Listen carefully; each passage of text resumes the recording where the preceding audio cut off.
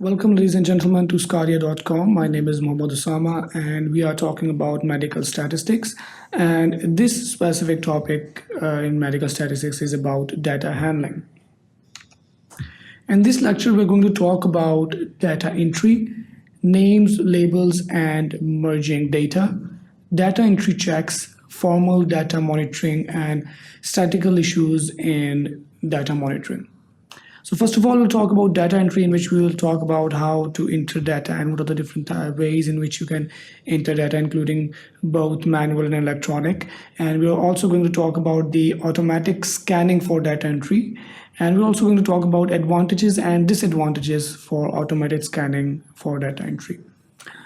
In the next section, we're going to talk about names, labels, and merging data, in which we're going to talk about variable names and variable labels which are given to them during our statistical analysis for the purpose of ease. And we'll also talk about value labels which are given to different categorical variables.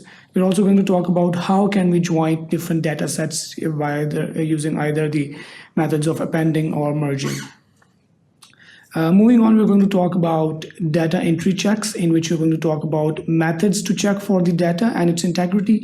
We're also going to talk about checking data using frequency distribution, also checking data for consistency, checking data using a histogram, and checking data using a scatter plot.